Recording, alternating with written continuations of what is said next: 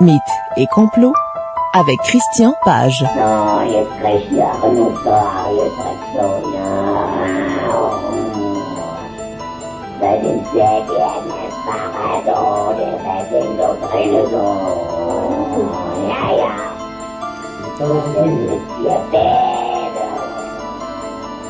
Sacrement, Christian, qu'est-ce que t'as sorti là? Ça fait peur. C'est fou. Ce que les gens viennent d'entendre, ce n'est pas un trucage hollywoodien ou quoi que ce soit du genre. On va en reparler un peu plus tard dans la chronique. C'est pas François Arnois qui a mal au ventre. Pas du tout. C'est Non. un véritable extrait audio. D'ailleurs, c'est la première fois que je le fais entendre à la radio. C'est un extrait une véritable séance d'exorcisme qui s'est tenue dans les années 70 en Allemagne et qui s'est terminée par le décès de l'exorcisé, Anneliese Michel, dont on va reparler un peu plus tard dans cette chronique. Mais c'est pas un truc d'Hollywood. Ce qu'on a entendu, c'est bel et bien la voix de la possédée au moment de l'exorcisme. C'est quand même surprenant. J'aime pas ça. En fait,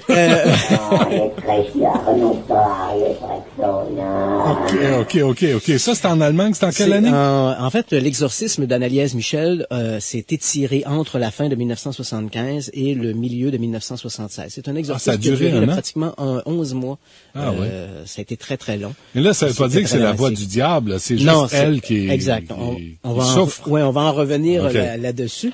Mais d'abord, ça vient d'une nouvelle, ça, sur la BBC. Oui, en fait, le sujet de la chronique d'aujourd'hui vient d'une nouvelle qui est sortie en fin de semaine où la BBC a annoncé l'ouverture au Mexique d'une petite chapelle où les gens qui se croient possédés du diable pourront y aller pour être soumis à un exorcisme.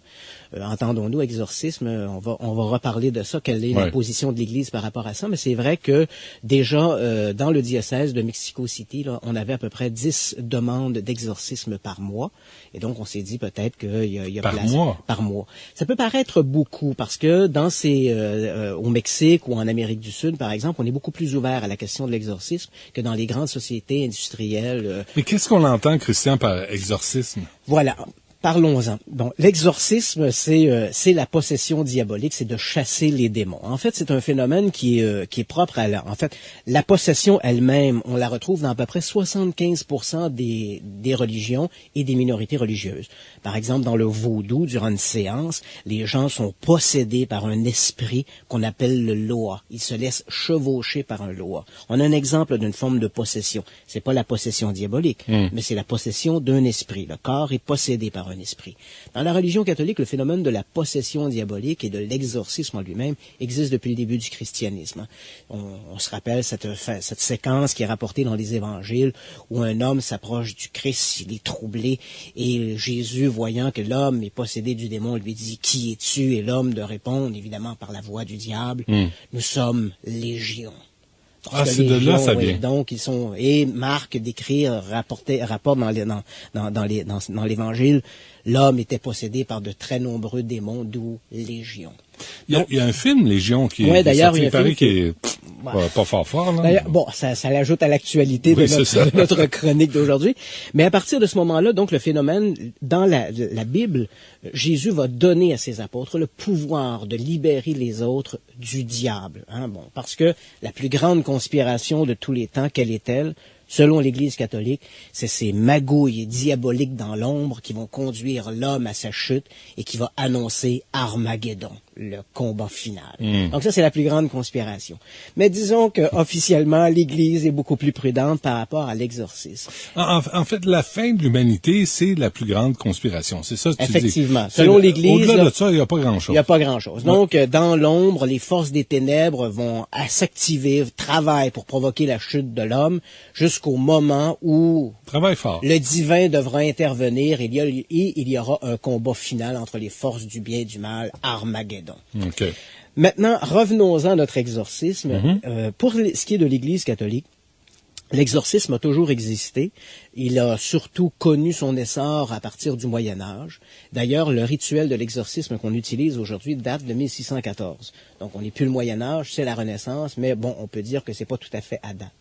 Il arrive effectivement que l'Église se repenche sur les textes. Elle l'a fait en 1998. Elle a ressorti son rituel romain de l'exorcisme et elle a ajouté au texte original de 1614 une sorte de notice d'entrée disant cette fois, il faut être prudent. Avant de conclure un exorcisme, ou à une possession diabolique, il faut vraiment avoir évalué l'ensemble de toutes les possibilités existantes et en particulier les approches médicales et les approches psychologiques. Parce qu'effectivement, il y a de très nombreuses pathologies psychiatriques qui peuvent s'appliquer dans le cas de la possession. Parce que, Christian, entre 1600 et 2010, la science a évolué un petit peu. Absolument. Ouais. D'ailleurs, l'Église elle-même établit 3 critères pour définir une possession diabolique. Il faut que le possédé puisse parler une langue qu'il ne connaît pas. On appelle ça la xénoglossie. Donc, premier critère. Deuxième critère, le possédé doit être en mesure de fournir des informations sur des événements dont il n'a pas connaissance. Donc, il dit au curé, il fait des révélations aux prêtres exorcistes sur des événements qui se sont produits dans sa vie dont lui ne pourrait pas avoir connaissance. Okay. Et troisièmement, il doit faire preuve d'une force physique au-delà de sa capacité physique ou de sa capacité intellectuelle. Et là, à partir de ces 3 éléments-là, l'Église va conclure qu'il y a peut-être une possession diabolique. Mais évidemment, elle va le conclure après qu'elle aura passé à travers tout le tamis et les filtres qu'impose aujourd'hui la médecine moderne. Donc, des cas d'exorcisme comme celui qu'on a vu dans le film L'Exorciste, est-ce que ça existe réellement? Est-ce que des cas comme ça ont été bien documentés? Contrairement à ce que les gens pourraient croire, des exorcismes, il y en a eu plusieurs et il s'en fait encore aujourd'hui. Mais l'Église, évidemment, garde le secret. C'est d'ailleurs un des critères dans les séances d'exorcisme.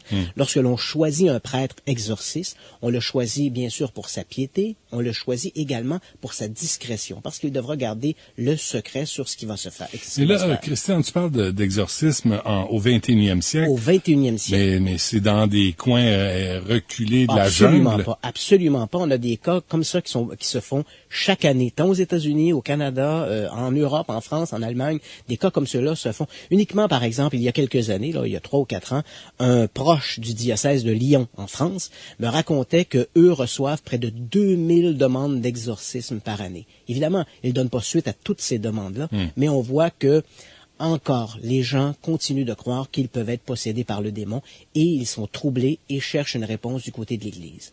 Les cas les plus célèbres, j'ai choisi aujourd'hui pour présenter un peu l'idée aux gens de qu'est-ce que c'est que ces possessions diaboliques. 2 cas qui ont servi de trame de fond à des films qu'on connaît bien. Le premier, bien sûr, c'est le cas de Roland Unkeller, Robbie, celui qui a servi de trame de fond au film L'Exorciste de 1973, je crois, par Ronald Friedkin. Alors, comment cette histoire-là commence? Faut se remettre dans le contexte de l'époque un peu. On est en 1949. À la mi-janvier 1949, la famille Unkeller, qui vit à Cottage City, ça c'est en banlieue de Washington, D.C., commence à remarquer des événements étranges autour d'eux. Des coups sont frappés dans les murs, des meubles se déplacent d'eux-mêmes. Tout ça semble se passer autour du petit Unkeller, Robbie Unkeller, qui a 13 ans au moment où les faits se passent. C'est un garçon? C'est un garçon. C'est un garçon. Blatty va transformer ça en une fille dans son roman et après l'adaptation au cinéma, mais originalement, c'est un jeune garçon. Il a 13 ans au moment des faits. La famille, un peu déconcertée par les événements, va s'en ouvrir, et là je fais rapidement parce que bon, c'est une histoire énorme, mais ils vont s'en ouvrir à un prêtre luthérien qui lui va se rendre sur place, va être témoin des phénomènes qui se produisent autour. Mais lui a un intérêt pour la parapsychologie également. Et il conclut finalement que les phénomènes que l'on observe ne sont que des phénomènes de poltergeist, donc un phénomène bien documenté en parapsychologie qui se traduit par des coups frappés dans les murs et des objets qui se déplacent. Mais l'affaire Unkeller va aller plus loin que ça. Mais déjà, poltergeist, c'est poussé. C'est déjà, on pourrait longuement en parler, mais enfin. mais pour Unkeller, les choses vont aller crescendo. Donc, à partir du moment où les coups sont frappés dans les murs, rapidement, le jeune commence à entrer dans un état de dépression. Des marques apparaissent sur son corps, comme des sortes de griffures. Chaque nuit, son lit est bougé, il est pris de soubresauts qui empêchent le jeune Unkeller de dormir. La nuit, le jour, le jeune est assez normal. Il n'y a pas grand-chose qui le distingue de ses collègues de classe. Mais la nuit, il entre dans une sorte d'état de dépression. Il est pourchassé par des rêves, des cauchemars horrifiants. Il se réveille en hurlant, crie des obscénités, parle avec avec une voix gutturale. Et à un moment donné, on décide la famille se dit, bon, ben, peut-être que quelque chose ne va pas si on changeait l'environnement. Et la famille, qui est originaire de Saint-Louis, au Missouri, décide de retourner à Saint-Louis. Et on se dit que peut-être dans un nouvel environnement, avec des oncles, des tantes, des cousins, peut-être que le petit Robbie va se sentir mieux. Non. Lorsqu'on arrive à Saint-Louis, les choses vont empirer. Et par un concours de circonstances, des frères jésuites attachés à l'Université du Missouri vont entendre parler de l'affaire, vont se rendre sur place, vont être témoins de phénomènes aberrants. Le jeune, qui, toujours avec cette voix gutturale, crache, les yeux fermés, il réussit à cracher au visage des prêtres qui sont autour de lui, autour des gens qui l'entourent. Il faut parfois jusqu'à 6 hommes pour maintenir le jeune Robbie dans son lit. Tant et si bien que l'affaire va remonter jusqu'à l'évêque. L'évêque va permettre l'exorcisme. Et là, on va choisir un prêtre connu pour sa vie religieuse, pieuse, le père William Borden, et le jeune va être transféré à l'hôpital des frères Alexis, qui se trouve au Missouri. C'est un hôpital qui s'est spécialisé dans les maladies mentales. Donc, on a un aile en particulier, avec des chambres capitonnées. C'est là que va se passer l'exorcisme. Et crois-moi, là, je vous passe des détails, mais c'est quelque chose de tout à fait spectaculaire. Il faut, comme je l'ai mentionné, 5-6 hommes pour maintenir le jeune Robbie, soir après soir, donc de la mi-mars 1949 jusqu'à la mi-avril 1949, donc pendant un mois, soir après soir, on retourne dans la chambre. Le jeune Robbie est pris de ses convulsions, ses cris, il hurle, il aboie comme un chien, lance des obscénités que même les prêtres qui sont là vont refuser de retranscrire dans le journal quotidien des événements. À chaque fois où une séance d'exorcisme se tient, il y a un prêtre, le père Bishop, qui va écrire les événements qui se passent chaque nuit, soir après soir. Et ce compte-rendu des événements est signé par tous les gens présents. Tant et si bien qu'aujourd'hui, plus de 48 personnes ont signé ce journal de l'exorcisme dans lesquels ils reconnaissent les événements qui ont été racontés, qui ont été observés, et c'est des événements extraordinaires, vraiment très impressionnants. Et je pense, bien sûr, on n'a pas la tête qui tourne à l'envers, mais si on se fie à ce qui a été rapporté dans le journal, ce sont des événements qui n'ont rien envie au film L'Exorcisme. C'est déjà impressionnant. Et après... Oui. On va s'arrêter un moment là pour en revenir un peu aussi. Et on est avec Christian Page, on parle d'exorcisme, on revient après cette pause. Merci.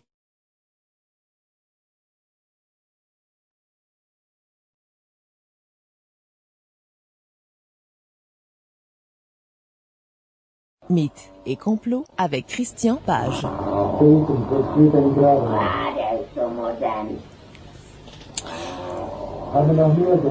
OK, Christian, ça ça a inspiré un autre film, ça. Ouais, ça a inspiré le film L'Exorcisme d'Emily Rose. En fait, on a... C'est autre chose. Ouais, effectivement, parce que juste avant la pause, on a parlé du cas Hannah Keller qui a servi de trame de fond au film L'Exorcisme. Et dans ce cas-là, l'exorcisme s'est bien déroulé et c'est bien terminé. À la mi-avril, à la mi-avril 1949, les prêtres, le jeune gamin s'est réveillé en disant « J'ai rêvé à l'archange Gabriel » et durant le jour, on a entendu une sorte de coup de tonnerre dans l'église. Et puis tout était parfait et le gamin n'a jamais éprouvé d'autres symptômes semblables. Okay. Mais tous les exorcismes ne se terminent pas de cette façon-là et on en a un triste exemple avec l'affaire Anneliese Michel.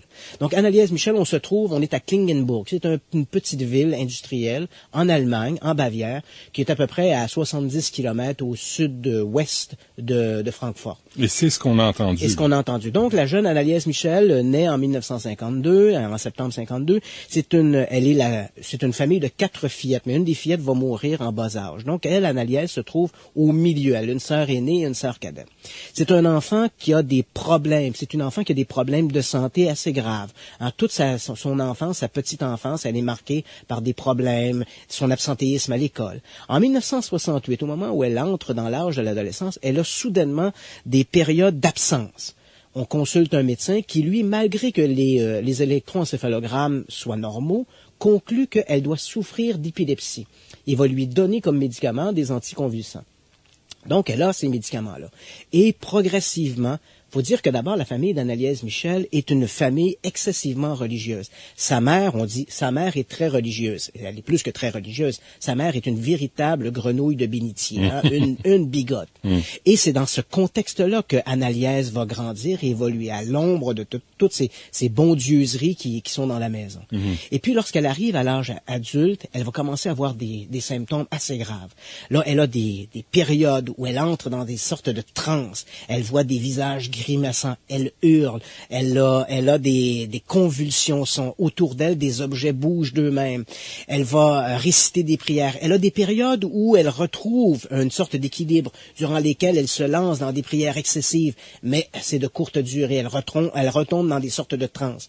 Tant et si bien qu'en on est en 1975, à l'automne de 1975, toute l'histoire d'Anneliese Michel, ces crises, ces périodes d'état modifié de conscience où elle croit au diable. En fait, c'est rendu tellement grave que, pour donner des détails, parce qu'on aime toujours un peu les détails croustillants, alors allons-y. Anneliese, elle fréquentait l'université de Wolfsburg. Elle est retournée à Klingenburg, où elle habite chez ses parents à ce moment-là. C'est une jeune femme au début de la vingtaine. Elle refuse de dormir, par exemple, dans son lit. Elle préfère dormir au grenier ou dormir sur le plancher de la cave. Elle prétend que c'est le diable qui lui ordonne de faire ça. Elle refuse de manger toute nourriture normale, préférant manger des araignées et des mouches.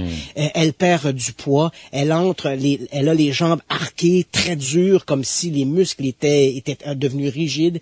Elle hurle, elle se promène dans la maison parfois nue, ou même quand elle est habillée, elle lève sa robe et va déféquer ou uriner n'importe où dans la maison. Donc, on est en présence d'un cas extrême.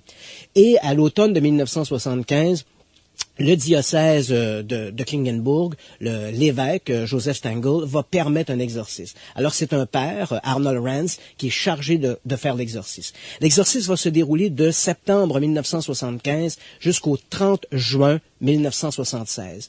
Durant ces périodes-là, Anneliese va refuser de s'alimenter et encore là, on assiste à des états de transe énormes. Une voix gutturale, on a entendu quelques extraits. Elle crie, elle hurle, elle aboie. Elle prétend être possédée par les esprits de Lucifer, Caïn, Judas et bien sûr Hitler. Ça va mal. L'affaire se termine le 30 juin 1976. Cette nuit-là, Anneliese Michel, qui à 23 ans ne pèse plus que 68 livres, est devenue... En fait, si on regarde les photos qui ont été prises... 68 livres, 68 pas livres, kilos, non, pas kilos. Et quand on regarde les photos prises à l'époque, on dirait une survivante des camps de concentration nazis. Ce soir-là, le soir du 30 juin 1976, elle dit à sa mère, « Ne t'en fais pas, tout va bien. » Et le lendemain, Anneliese est morte. Elle avait quel âge? Elle avait 23 ans. Donc, elle est morte, le rapport d'autopsie indique qu'elle est morte d'inhalation et bien sûr de déshydratation. Il va y avoir un procès 1 an plus tard, ce que l'on voit d'ailleurs dans le film L'exorcisme d'Emily Rose, et tous ces gens-là vont être accusés de négligence criminelle. Il n'y aura pas d'accusation formelle de dire, bon, vous avez commis un meurtre, mais il y a eu une négligence, une non-assistance à personne en danger. Durant toute la période de l'exorcisme, les prêtres refusaient qu'Anneliese prenne ses médicaments que lui avaient prescrits les docteurs, évidemment, ses anticonvulsifs pour des crises d'épilepsie, et évidemment, il n'y avait eu aucune supervision médicale. L'affaire Anneliese Michel aura eu au moins quelque chose de bon. Depuis, l'Église exige qu'il y ait un représentant de l'élite médicale qui soit au chevet de l'exorcisme. Est-ce qu'il y en a au Québec? Oui, il y en a au Québec qui se font. Aujourd'hui? Oui, il y a encore des exorcismes qui se font au Québec. Je dirais de l'ordre peut-être de 7 ou 8 par année. Je connais des prêtres qui pratiquent ces exorcismes. On va leur envoyer des gens que je connais. Merci, Christian Page. Ça m'a fait plaisir. On va sûrement s'en reparler lors de prochaines chroniques. Merci à Maryse, à François et à Larry. Merci à vous d'avoir été là et on vous laisse entre les bonnes mains de Paul Oud.